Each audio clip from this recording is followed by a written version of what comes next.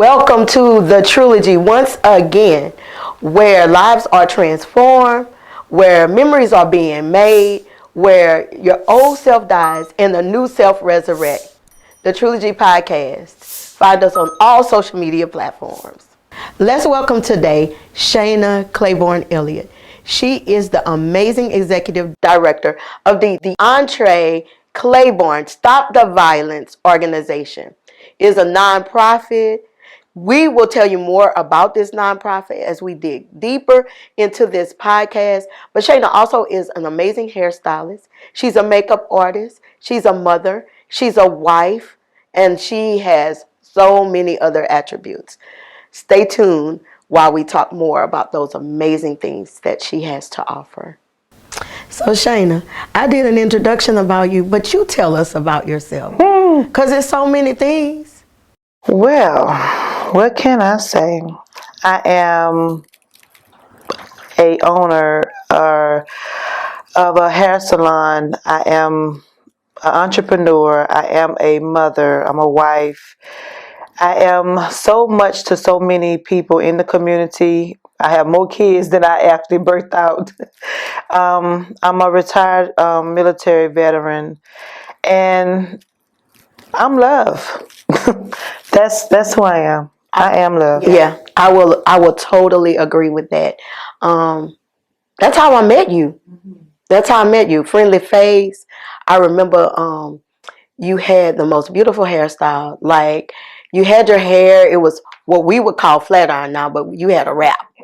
And baby, every time you spoke, the wrap just bounced. I was like, who is that? And you just had this glowing smile that just drew people. And I wanted to get to know you more. Remember the West days, girl? Ooh, don't talk about premium hours. Oh, premium Working all night long. It never stopped. It never stopped. We was always on our grind. And you know what? All of these years, I've watched you grind.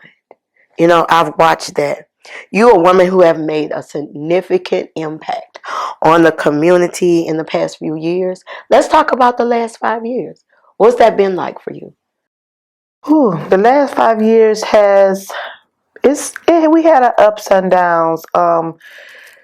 Kicked the organization off around 2017, maybe 3 years after my son's passing. So for the last 5 years, we had to fight COVID, for 3 years. So having to go through that and putting a halt to some of the work that we was able to do in the community, hands-on, had transpired a lot. So once out of COVID, we just kind of like hit it hard, pound the pavement to be able to do what we do best, and that's just outreach and to be able to help as many children as possible. So marriage, business growing, 5 years it's been a lot. So it's been a lot in the 5 years, especially during COVID. Yes.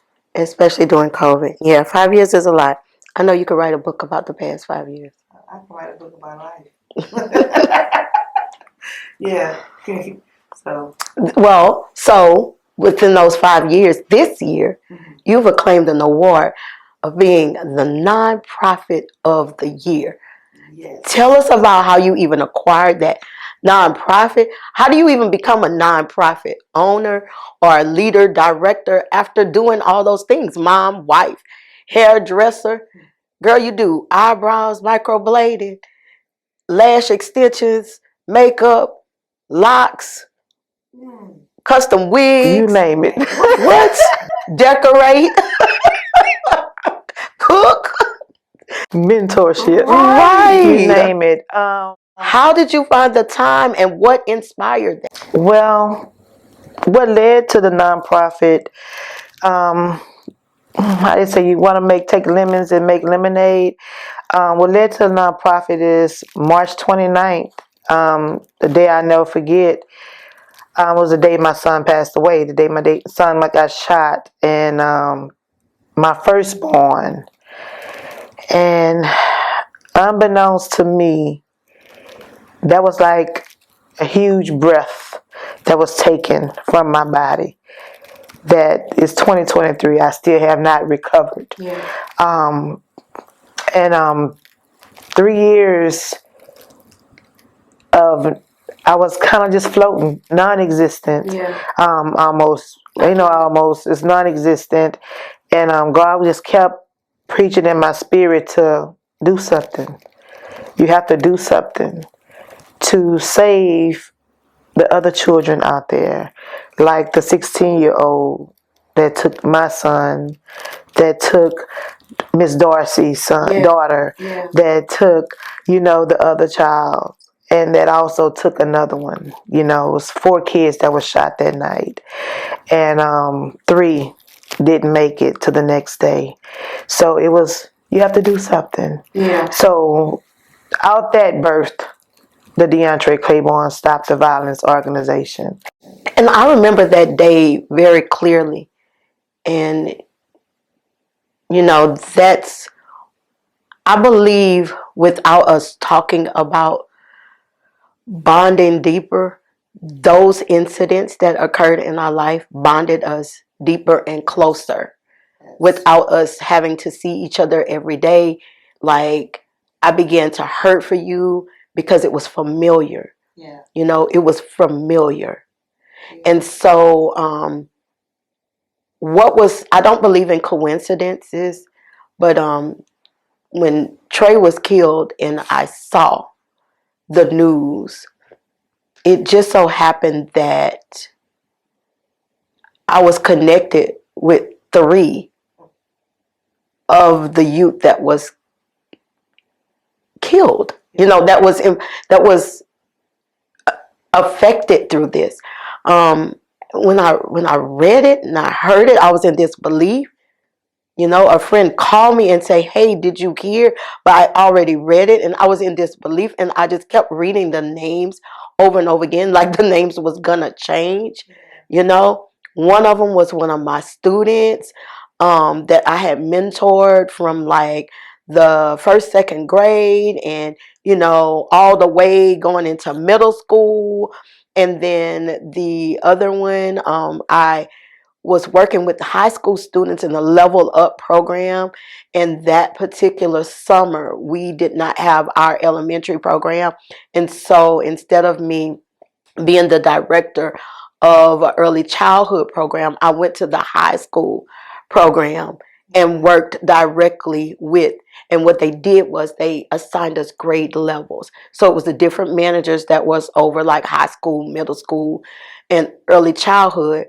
And just the managers worked that summer with the high school program. And the young lady was one of my students. I didn't get to like really, really know her, but I was just getting to know her. And to hear that it was one of my students, and then one of my students, and then the name I read, I was like, there's no way.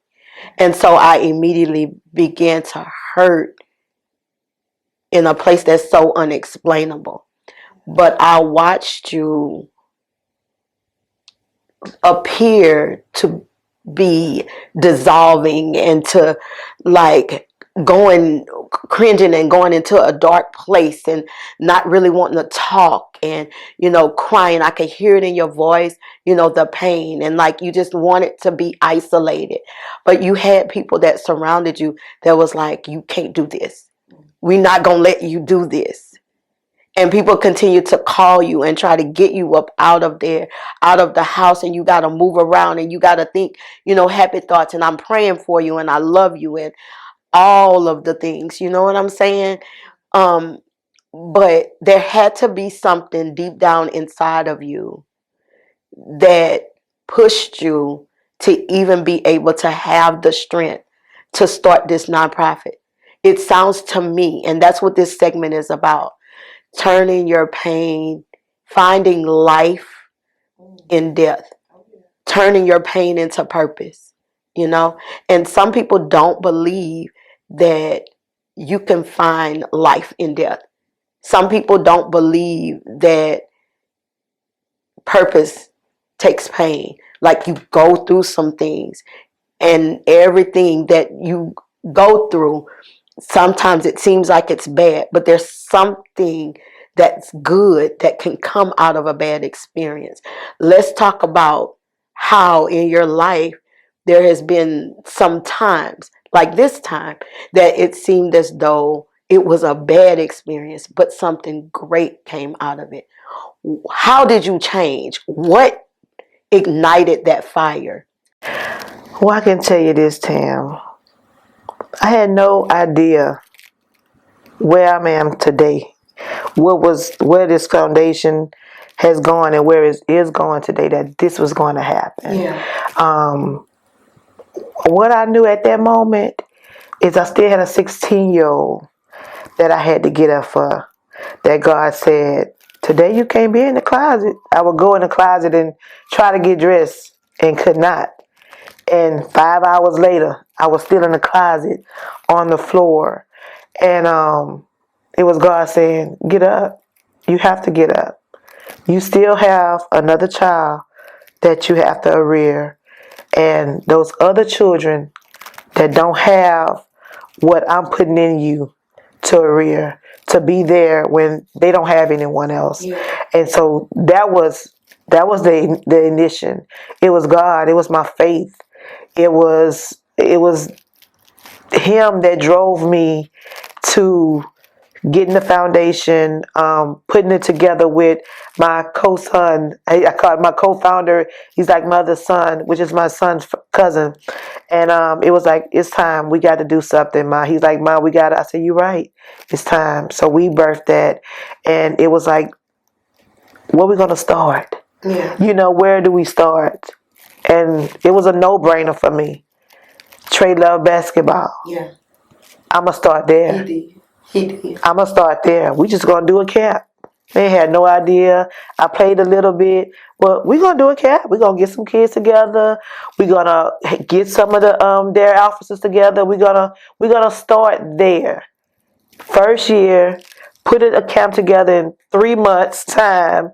The city gave us the building, gave us everything that we needed, and here come pouring in over 50 kids. Wow. How you gonna feed them? What you gonna do? God said, don't worry about that. I'm gonna take care of that. And that's where I started. And so that was the ignition that started it all, and the strength that kept driving me year after year. Not for no notoriety. Me getting that award was completely out of what? Me? Why? I'm just doing what God told me to do. You know, I'm just out helping children. And that's all I ever wanted to do. Not knowing that, you know, for a while you just travel through life and you're like, oh, I don't know what my purpose is. I thought being a beauty professional, helping from behind the chair, being able to just mentor that way was the full purpose, but that wasn't it. This was my purpose. Yeah. So he said, you're going to take those lemons that I've given you, and I'm going to help you turn that into lemonade. And I'm going to show you what to do, how to do it. And I just want you to help each child that you can. Because I'm already a giver. So it's easy for me. Yeah. So. Yeah, that's awesome. Yeah. So I heard you say that you took lemons and you made lemonade. Yeah. So sometimes for a young lady or a young man that's trying to take that situation and turn it into something great, or to find the life, you know, in a dead situation, it could be super difficult. Because then, okay, I got the lemons and I got some water and I have a pitcher, but I don't have no sugar, you know, and I don't even know where to look to even get the sugar. So my organization that just recently launched, Pink on Purpose, it was because of that. It was because of that void. Like, sometimes when you get to that void, it makes you want to give up, you know, because there's not willing vessels all the time that's going to help you to get to the next segment. Everybody's built different. Everybody's, you know, everybody's strength is somewhere different. Right. For me, no don't always mean no. Right. I'm trying to find my yes in the no. a detour doesn't mean I'm going to be late. I'm going to find the next shortest route. You know, if I got to turn in the parking lot and look both ways to make sure that I'm not doing anything illegal, you know. So, but everybody doesn't have that capacity, and they need, you know, someone to be there for them or to guide them. Tell me about someone who really was instrumental in your life to help you get to that next segment. Helping me get to that next segment and a breakthrough in the area, I would hands down say Darnell Waits. Mayor Waits helped me to be able to open up some of the doors that I needed, along with my team, the Hickmans, Tanya Ville, Miss Tina Rosenthal. The Johnson. Without them, they the backbone. Yeah. They are truly the instrument of backbone because they've been in my life forever. Yeah. So they watched me. They knew me before I even birthed Trey, and so having them of knowing they help to be able to just say, okay, no, we're gonna go this way. Yeah. We're gonna push this. We're gonna push a little harder. If I coming up with the ideas, they it don't even matter how crazy it sounds. Right. That crew, that team, they the ones that they are very, very supportive. That's good. So, what would you say to a young lady who just want to give up, or a young man that just want to give up? That said, I don't have those resources. Well, let me tell you this. Even before this, I never believed in giving up on nothing. I don't understand the word no. I don't understand the word I can't. Those words are not into my vocabulary ever. So when you say I can't, I'm saying you can, because the can comes out of can't, right? So you just knock down another door. You go somewhere else. Yeah. You know, you talk to as many people as you can. Somebody gonna say yes. Just because, like you said, it's like a door open. When he closed that door, he closed it for a reason. That's not the one you want to go through. But there's another one on the other side that is going to open it up for directly for you. So it's about just not giving up. Never give up. Finding that the faith of a mustard seed. Just to say, as long as you got that little seed of faith, you'll be able to get to the next level. Yeah, I totally agree. Man. So, Shanna, we just talked about so many things that you've been involved in. Stylist, your mom, you a nonprofit director, you know, you're a mentor. You had to be a basketball coach possibly. You know, I heard you a couple of weeks ago when we were talking, you said something about dance, something about events. The sky's the limit when it comes to the things that you've been doing. You stretch yourself thin and you continue to look for the next segment, the next thing. I'm very interested. I'm very interested in understanding how is it that you kept a balance to make sure that you're able to not have one thing suffer for the other. In these days and time, God sent me a man. He sent me my husband. That is my balance. He calm and I'm all over the place. In a good way. Because I wear so many different hats. And he helped takes a lot of that off of me to where I can be able to focus on this or I can be able to focus on that. And with my family, my brother, Gerard, Hendrick, and my sister-in-law, they're also, other instruments on another end of balance. Yeah. But my primary source, my husband gave me balance. Yeah. That's awesome. Let's talk faith. Let's talk faith. Career, faith, family, all of it together. There's many times that wives, siblings, business owners who are wives, siblings, you know, significant others. It's really hard to be that soccer mom, dance mom, basketball mom, and then go home and be the wife and cook the food and spend time with the husband. What did you do? Because I knew you when you was that single mom, and now you're married, right? The children are grown. Your son's grown. You've got other children that you've taken on. Just on Halloween Day, I spoke with you, and you had your grandbaby, and you was handing out candy with her. What? How? How do you get it all done? The man above. The man above. I have truly been blessed in my life. Even when my children were small, my mom played a huge role with my boys while I worked, go to college, and still be able to maintain doing hair and a regular job, and going away, being away in the military as well. My mom played a big role with that. And now that birth of energy is nothing but God. I get asked all the time, where you get it from? I don't know. It's like I can't sleep if something needs to be done.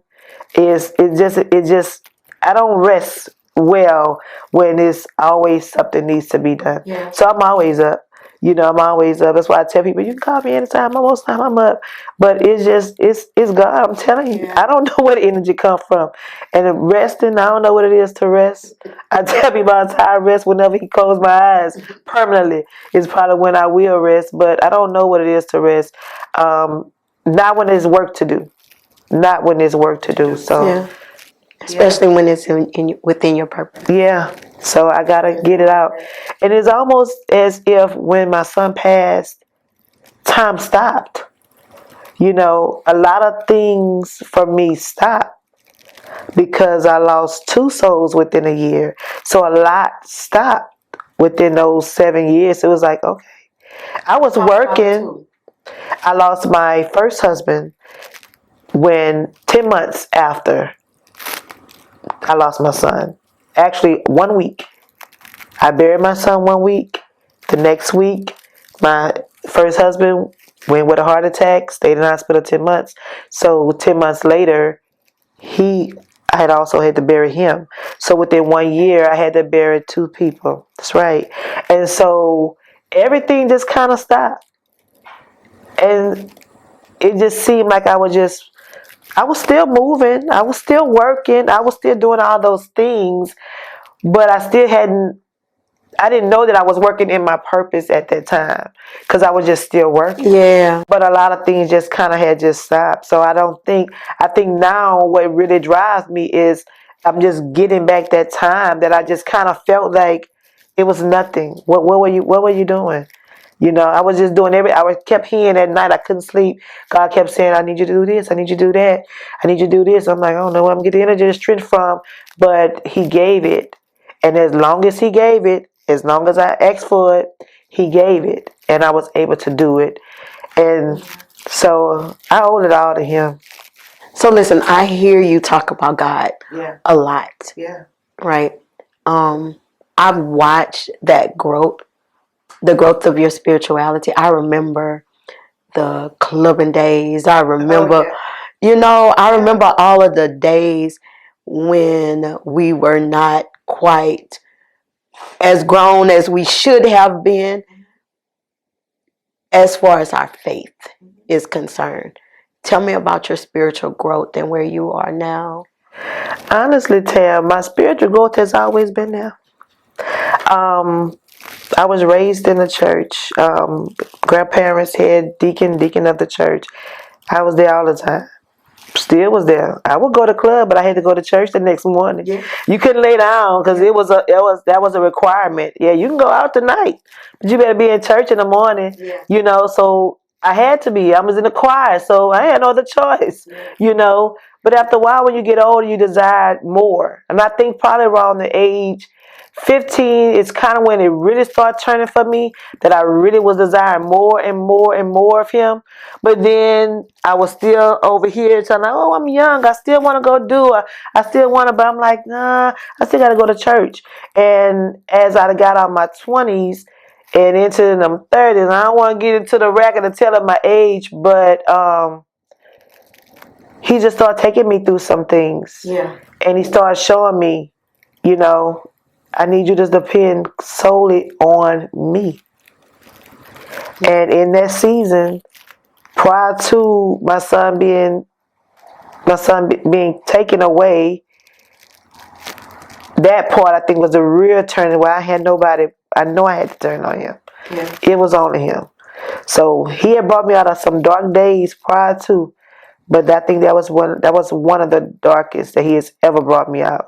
And I know it's nothing but him.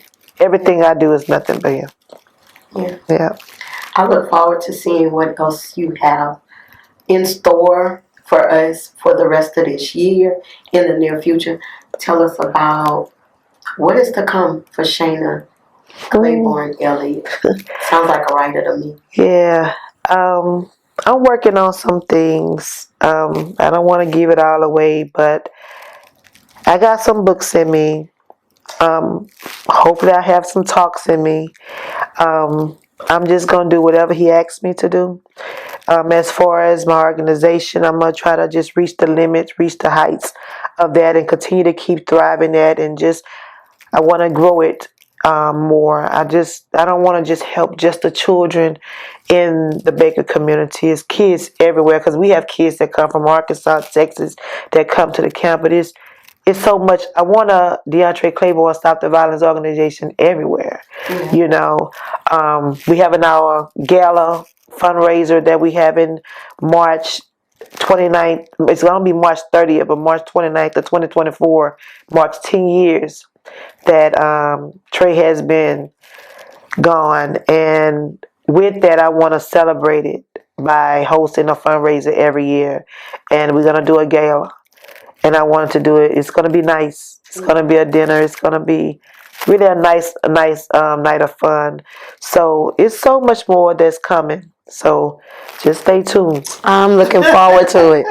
Go ahead and count me in on the gala. Yeah, stay tuned. Yes, yes.